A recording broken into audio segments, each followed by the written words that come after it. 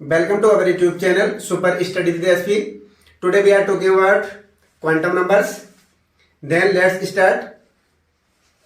Quantum संख्याएं क्या होती हैं, इनका यूज क्या है, आज इस वीडियो में डिटेल से जानेंगे। ऐसे नंबर जिनका यूज एटम में इलेक्ट्रॉन की सेल या कोष को क्या बोलते हैं, सेल, उपकोष, उपकोष क्या बोलते हैं, सबसेल, या कक्षक,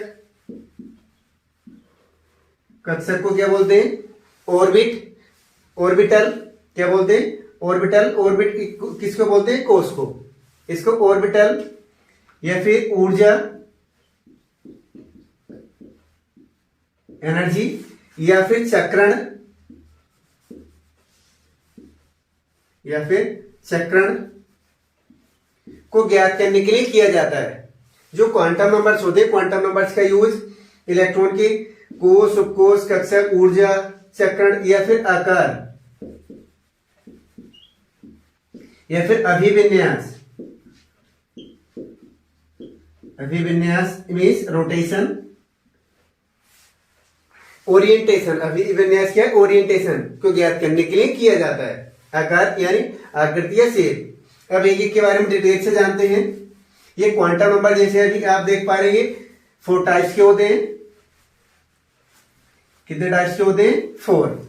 इनसे ऊर्जा और अभिविन्यास, आकृति के बारे में पता चल लगता है। और ये चौथा वाला जो क्वांटम नंबर है, इससे रोटेशन के बारे में, स्पिन के बारे में पता लगता है। अब एक के बारे में जानते हैं। जिसको प्रिंसिपल क्वांटम नंबर या मुख्य क्वांटम संख्या कहते हैं, उसे एन से डिनोट किया जाता है। और एन सेल को डिनोट करती है कि इलेक्ट्रॉन कौन सी सेल में, जैसे एन की वैल्यू हो जैसे 1 2 3 4 इस तरह से हो, तब इलेक्ट्रॉन के, एल, एम या फिर एन सेल में होगा, कोष में होगा। एन की वैल्यू 1 है तब इलेक्ट्रॉन फर्स्ट सेल में है, फर्स्ट कोष में। एन की वैल्यू 2 है तब ये दूसरे कोष में। पहले कोष को हम के से डिनोट कर देते हैं, दूसरे को एल से, तीसरे को एम से, चौथे को एन से, इसी तरह से आगे एंड सो ऑन। एन की वैल्यू 1 इलेक्ट्रॉन पहले कोष में, एन की वैल्यू 2 इलेक्ट्रॉन दूसरे कोष में, एन की वैल्यू 3 एन तीसरे कोष में। कोष तो समझ पा रहे हैं ना, सेल। अब यहां जैसे मान लीजिए एन स्क्वायर की बात कर लें, एन स्क्वायर एक जो होती है ये सेल, उसमें ऑर्बिटल्स को दर्शाता है। एन बराबर जैसे एन बराबर 1 हो, तब 1 का स्क्वायर कितना होगा, 1 का स्क्वायर 1 हो जाएगा। इसका मीन्स है कि जो पहला कोष है, पहली सेल है, उसमें सब सेल केवल एक होगा, जो केवल यानी उसमें क्या होगा, जो ऑर्बिटल्स होंगे, कक्षक होंगे, वो केवल एक होंगे। जैसे आप देखते हैं पहला कोष जो होता है उसमें केवल एस होता है, केवल एक। यदि एन के स्थान पर 2 हो, जैसे एन के स्थान पर ये 2 हो, तब 2 का स्क्वायर, 2 का स्क्वायर कितना हो जाएगा, 4। जो ये दूसरा कोष है, दूसरी सेल है, उसमें जो ऑर्बिटल्स होंगे, कक्षक होंगे, वो 4 होंगे। एक एस का होगा और 3 पी के होंगे। कुल मिलाकर कितने हो गए, 4। शायद समझ पा रहे होंगे। एन स्क्वायर किसको दर्शाता है, किसी भी सेल में ऑर्बिटल्स की संख्या को या कक्षक की संख्या को। अनेक एग्जाम में पूछा जाता है, किसी भी कोष में या सेल में आपको ऑर्बिटल्स पूछे गए हो तो एन स्क्वायर के बराबर होते हैं। और देखते हैं इसी तरह से मैं और निकाल कर दिखाता हूं थोड़ा। जैसे एन की वैल्यू 3 हो, एन की वैल्यू 3 हो तब 3 का स्क्वायर, एन बराबर 3, तब 3 का स्क्वायर हो जाएगा, 3 3 जा 9। अब 9 किस तरह से होंगे, एक इसमें एस आ जाएगा, एक पी आ जाएगा और एक डी आ जाएगा। एस में कितने कक्षक होते हैं, 1, पी में कितने होते हैं, 3 और डी में कितने होते हैं, 5। कुल मिलाकर कितने हो चुके हैं, ये 9। समझ में आया क्या। जैसे जैसे और एक बार, एन की जो वैल्यू होती है, एन की वैल्यू 1 है, एन की वैल्यू 1 है तो इसमें केवल एक सबसेल है। एन की वैल्यू 2 है तो इसमें 2 सबसेल है। n की वैल्यू 3 है तब इसमें 3 सबसेल है। n की वैल्यू यदि 4 है तब इसमें 4 सबसेल है। समझ पा रहे हैं? जैसे n बराबर 1 तब इसमें केवल s सबसेल होता है, n बराबर 2 तब इसमें s और p 2 सबसेल होते हैं, n बराबर 3 तब इसमें s p और d सबसेल होते हैं, n बराबर 4 तब इसमें s p d और f सबसेल होते हैं। आप समझ पा रहे होंगे। इसी तरह से अभी और इसमें हम इलेक्ट्रॉन्स को भी याद कर सकते हैं। किसी भी सेल में यानी कोष में जो इलेक्ट्रॉन्स की संख्या होती है वो 2n स्क्वायर के बराबर होती है। किसके बराबर? 2n स्क्वायर के बराबर। हम पहले सेल में निकाल कर देखें कितने इलेक्ट्रॉन होंगे, तब n की वैल्यू कितनी है 1 और 2 1 का स्क्वायर तो बनी रह जाएगा यानी 2। जो पहला सेल होता है उसमें केवल s ऑफ कोर्स होता है और इसमें कितने होते हैं इलेक्ट्रॉन? केवल 2। समझ में आ गया होगा। दूसरे में निकाल कर देखें इलेक्ट्रॉन्स की संख्या किसके बराबर होती है? किसी भी कोष में यानी सेल में इलेक्ट्रॉन्स की संख्या 2n स्क्वायर के बराबर होती है। फिर से सुने, किसी भी कोष में जो कक्षक या ऑर्बिटल्स की संख्या होती है वो n स्क्वायर के बराबर होती है। किसी भी कोष में यानी सेल में उपकोष की संख्या n के बराबर होती है। n की वैल्यू 1 उपकोष 1, n की वैल्यू 2 उपकोष 2, n की वैल्यू 3 उपकोष 3, n की वैल्यू 4 उपकोष 4। और फिर से कक्षक क्या बताया मैंने? n स्क्वायर के बराबर होते हैं। अभी आपको निकाल कर दिखा दिया। किसी भी कोष में इलेक्ट्रॉन्स की संख्या 2n स्क्वायर के बराबर होती है। जैसे मैंने निकाला पहले कोष में 2 होते इलेक्ट्रॉन, केवल s सबसेल होता है। अब मैं n के स्थान पर 2 रखकर दिखाता हूं। 2 इंटू 2 का स्क्वायर कितना हो जाएगा? 2 इंटू 2 टू जा 4 यानी 8 इलेक्ट्रॉन। जो दूसरा वाला है, ये दूसरा सेल है, इसमें टोटल इलेक्ट्रॉन 8 होंगे। अब 8 कैसे होंगे? जो दूसरा कोष है इसमें उपकोष के और कौन से होंगे? s और p। s में 2 इलेक्ट्रॉन आ जाएंगे और p में कितने आ जाएंगे? 6। टोटल मिलाकर 8। समझ में आ गया होगा। फिर और बोला जाए जैसे जो s सबसेल होता है उसमें 2 इलेक्ट्रॉन भरे जाते हैं और जो p सबसेल होता है उपकोष होता है उसमें 6 इलेक्ट्रॉन भरे जाते हैं और जो d सबसेल होता है उसमें 10 इलेक्ट्रॉन भरे जाते हैं। लिख देता हूं मैं। s सबसेल में 2 इलेक्ट्रॉन, p मैक्सिमम की बात कर रहा हूं, 1 या 2। p में मैक्सिमम 6, d में मैक्सिमम 10 और f में मैक्सिमम 14 इलेक्ट्रॉन्स भरे जाते हैं। अब इस तरह से जो n है मुख्य क्वांटम संख्या, प्रिंसिपल क्वांटम नंबर, ये किस किस को दर्शाती है? आकार को और ऊर्जा को। किसको दर्शाती है ये? आकार और ऊर्जा को। समझ में आया? जैसे जैसे n की वैल्यू बढ़ती जाएगी ऊर्जा बढ़ती जाती है, आकार बढ़ता जाता है। n की वैल्यू जैसे जैसे बढ़ेगी जो एटम है उसका साइज बढ़ता जाएगा।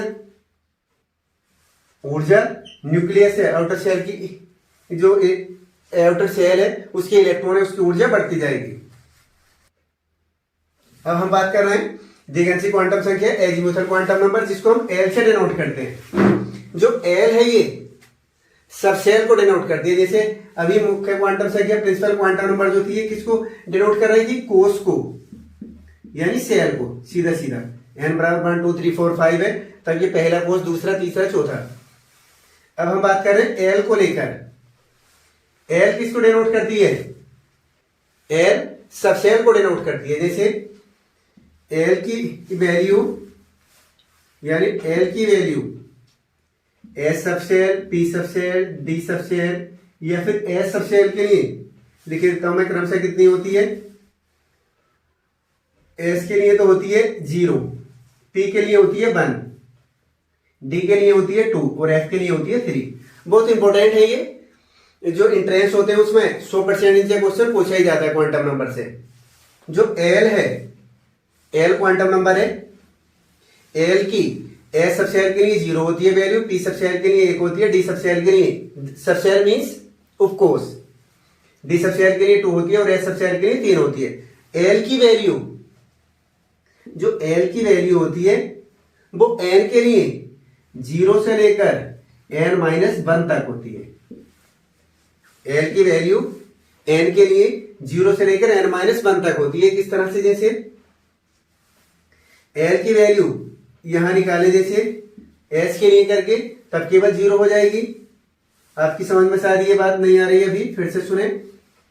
एल की जो वैल्यू होगी वो एन के लिए जीरो से लेकर n-1 तक होगी।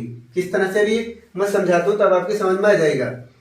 जैसे ये हो n बराबर 1 हो, n बराबर 1 है, तब एल की कितनी वैल्यू होंगी। अब एक तो इसकी जीरो हो जाएगी, जीरो से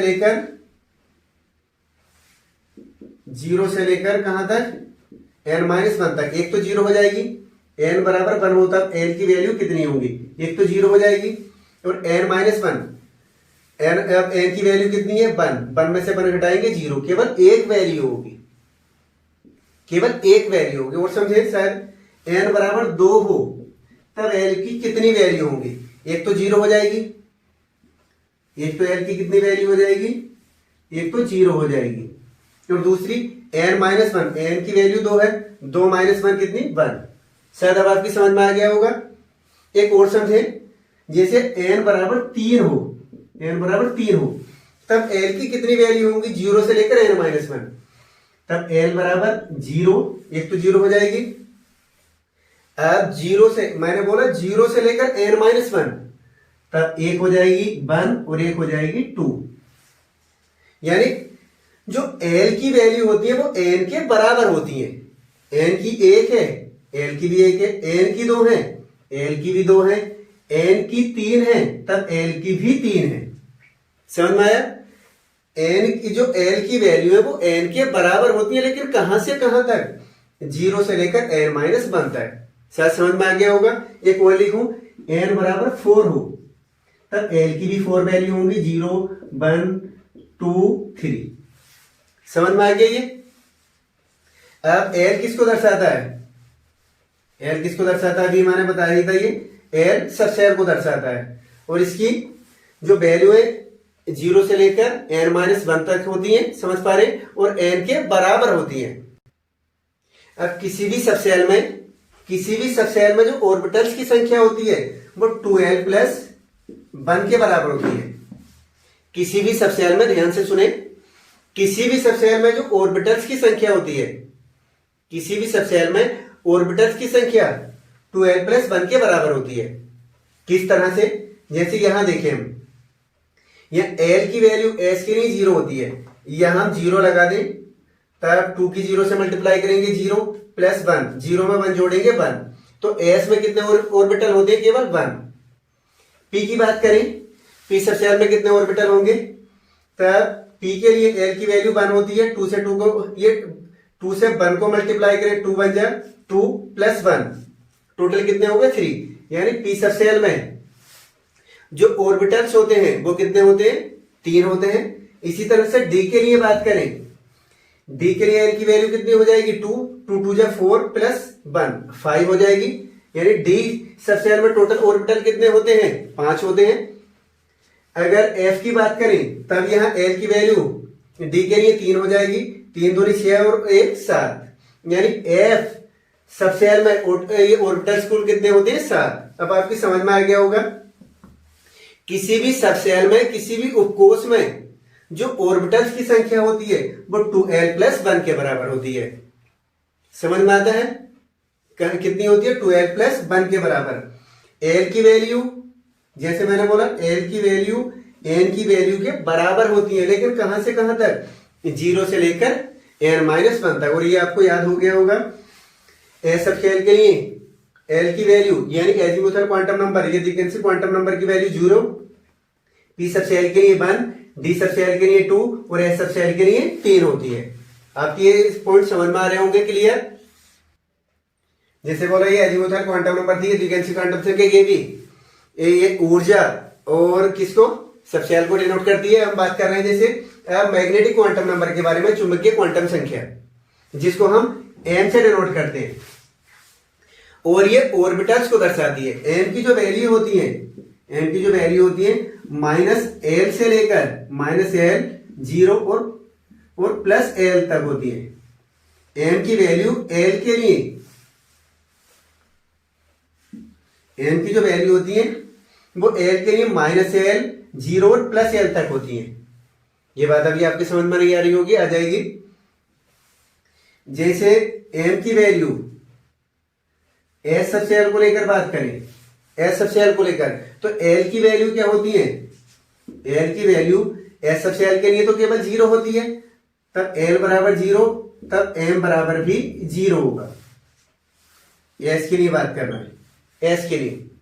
अब जैसे हम बात करें पी के लिए, तो आपको पता है पी के लिए एल की वैल्यू 1 होती है। अभी पीछे बताया था अभी कि पी के लिए एल की वैल्यू 1 होती है। तब एम के लिए हम बात करें, जैसे एल बराबर 1 है, तब एम की वैल्यू कितनी होगी, ये -1, 0 प्लस 1। यही तो बोला ना मैंने, एम की वैल्यू एल के लिए कितनी होंगी, -l, 0 प्लस एल तक, यानी -l से लेकर 0 सहित प्लस एल तक। अभी आपके बात समझ में आ गई होगी, नहीं आई तो एक बार फिर से देखें। डी की बात करें, डी के लिए एल की वैल्यू कितनी होती है, डी के लिए एल की वैल्यू 2 होती है। तब एम के लिए अगर हम लिखें, एम के लिए, तब एम के लिए लिखना होता हम -2, -1, 0 प्लस 1 और प्लस 2। समझ पा रहे हैं ना, ये होती है। ये एम की वैल्यू है, जैसे मैंने पहले ही बोला, एम की वैल्यू एल के लिए -l से लेकर 0 सहित प्लस एल तक होती है। अगर मैं एफ की बात कर लूं तो एफ के लिए एल की वैल्यू 3 होती है। एल बराबर कितना है, ये 3 है। तब एम के लिए लिखना होता है हमें -3, -2, -1, 0 प्लस 1 प्लस 2 और प्लस 3 होती है। समझ में आ रहा होगा। ये एम की वैल्यू एल के लिए -l से लेकर 0 सहित प्लस एल तक होती है। इसको जैसे क्या लिख सकते, इसको क्या लिख सकते हैं, जैसे एस है, एस के लिए एम की वैल्यू लिखनी हो, एस सबसे एल के लिए, तो आप सीधे लिख देंगे एम बराबर 0। यदि अब पी सबसे एल की हम बात करें तो 3 होंगी, ये पी सबसे एल के 3। तब इसमें 3 ऑर्बिटल हैं। तब पहले वाले के लिए मान लिया आपने -1, दूसरे के लिए 0 और तीसरे के लिए +1। इस तरह से लिखा जा सकता है। अगर हम डी सबसे एल के लेकर बात करें तो जैसे इसमें 5 ऑर्बिटल होंगे, तब 5 ऑर्बिटल डी के लिए ये है -2, फिर ये -1, फिर 0, फिर +1, फिर ये +2। इस तरह से ये 5 हो जाएंगी। इसी तरह से हमें एफ सबसे एल के लिए लिखना हो तो 7 बना देंगे। पहले ऑर्बिटल के लिए -3, फिर दूसरे के लिए -2, फिर तीसरे के लिए -1, फिर चौथे के लिए 0, ये पांचवे के लिए +1, छठे के लिए +2 और सातवें के लिए +3 हो जाएगी। आगे हो गई समझ में। अब हम बात कर रहे हैं सेकंड क्वांटम संख्या, स्पिन क्वांटम नंबर, जिसे हम एस से डिनोट करते हैं। और इसकी वैल्यू श्रोडिंगर वेव इक्वेशन से कैलकुलेट नहीं कर सकते। श्रोडिंगर वेव इक्वेशन से इनकी एन, एल, एम की वैल्यू कैलकुलेट कर लेते हैं, एस की वैल्यू कैलकुलेट नहीं होती। हम बात करें किसी भी ऑर्बिटल में जो इलेक्ट्रॉन होते हैं, जैसे ये किसी ऑर्बिटल में जो इलेक्ट्रॉन होते हैं, यदि इसका ओरिएंटेशन जैसे ये इस तरह से है, तब इसके लिए हम +1/2 लिखते हैं। और यदि इसका रोटेशन जैसे नीचे को, तब इसके लिए हम 1/2 इस तरह से लिख देते हैं, माइनस के साइन के साथ। फिर से सुने, किसी भी ऑर्बिटल में इलेक्ट्रॉन का रोटेशन ये ऊपर को है, तब इसके लिए हम +1/2 का यूज करेंगे। और यदि इसका रोटेशन ये अपोजिट है, नीचे को है, तब इसके लिए -1/2 का यूज करेंगे। अब जो स्पिन क्वांटम नंबर है, इसकी केवल 2 वैल्यू होती है, या तो +1/2 या फिर -1/2। जब इसके चक्रण ऊपर को है, ऊपर को लगा हुआ है ये तीर का निशान, इसे जैसे हाफ तीर या फिर इस तरह से डिनोट कर देते हैं, आपकी अपनी मर्जी। जब ऊपर को है इसके प्रचक्रण, ये स्पिन, तब +1/2, और जब नीचे को है -1/2 लिखते हैं। अब हम कुछ एग्जाम्पल देखते हैं इनके क्वांटम नंबर को लेकर। जैसे आपसे कहा जाए कि नाइट्रोजन है, ये नाइट्रोजन के 7वें इलेक्ट्रॉन की चारों क्वांटम संख्याओं की वैल्यू बताइए। तब सबसे पहले इसके इलेक्ट्रॉनिक विन्यास लिख लें, इलेक्ट्रॉनिक कॉन्फ़िगरेशन 1s2, 2s2 और 2p3, ये लिख दें। हम क्या समझा रहे हैं, आपसे अनेक इंट्रेंस में पूछा जाता है कि क्वांटम संख्या का ये वैल्यू बताइए। आपसे पूछा जाएगा जो नाइट्रोजन है नाइट्रोजन के 7वें इलेक्ट्रॉन की चारों क्वांटम संख्याओं की वैल्यू बताइए। ये 5वें की या 6ठी की कोई भी एटम दे दिया जाए और किसी भी इलेक्ट्रॉन की क्वांटम संख्या पूछी जा सकती है। अब सबसे पहले ये 7वां इलेक्ट्रॉन 2p3 में है। किसमें है? 2p3 में। यानी इसको इस तरह से लिखा जा सकता है, ये है 2p3 पहला, दूसरा और तीसरा। जो ये p सबशेल है, p में ये वाला इलेक्ट्रॉन है 7वां, यानी 2 इलेक्ट्रॉन ये हो गए और 2 4, ये 5 6 7। इस वाले इलेक्ट्रॉन की चारों क्वांटम नंबर की वैल्यू पूछी गई है। n की वैल्यू क्या होगी? n की वैल्यू होती है, अभी मैंने बताया था आपको, सेल। कौन से सेल में भरा गया 7वां इलेक्ट्रॉन? दूसरे, तो n की वैल्यू 2। अब l की वैल्यू, l किसको दर्शाता है? सब सेल को, उपकोष को। किस उपकोष में भरा गया इलेक्ट्रॉन? p उपकोष में, p सब सेल में। और p के लिए l की वैल्यू कितनी होती है? 1। अब हम बात करें m की वैल्यू। m की वैल्यू इसके लिए जैसे मैंने -1 0 +1 मान ली। ऐसे जरूरी नहीं है आप यहां से माइनस शुरू करें, इधर से प्लस का भी शुरू कर सकते हैं, आपकी मर्जी। लेकिन जो आप एक बार मान ले वही मानते रहेंगे। फिर ऐसा ना हो एक बार इधर माइनस का मान लिया और एक बार इधर, तब दोनों ही गलत हो जाएंगे।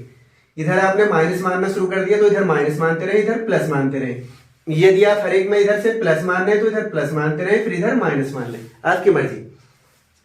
अब जैसे 7वां इलेक्ट्रॉन है ये, तब इसके लिए m की वैल्यू +1।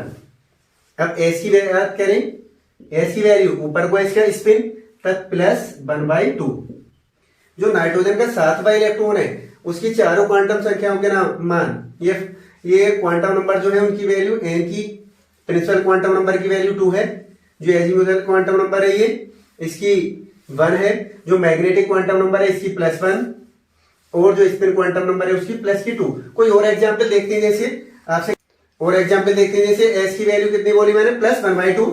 ये मैं पहले ही बोल चुका हूं, जो स्पिन क्वांटम नंबर होता है उसकी केवल 2 ही वैल्यू होती है, तो +1/2 या फिर -1/2। जैसे आपसे कहा जाए कि जैसे सोडियम है, सोडियम के 5वें इलेक्ट्रॉन की चारों क्वांटम संख्याओं की वैल्यू बताइए। तो सोडियम का पहले तो इलेक्ट्रॉनिक कॉन्फ़िगरेशन लिख दें, 1s2 2s2 2p6 3s1। ये है, आपसे कहा गया 5वें इलेक्ट्रॉन की। अब ये 2 और 2 4 और 6 10 इस जगह है 5वां इलेक्ट्रॉन। तब इसे भरकर देखते हैं, इसमें तो आ चुके हैं ये। चलो इसे भरकर भी दिखा देता हूं। ये ऑर्बिटल में 1 2, इसके बाद यहां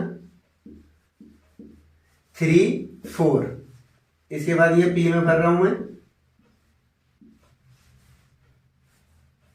5 6 7 8 9 10, और ये है 11।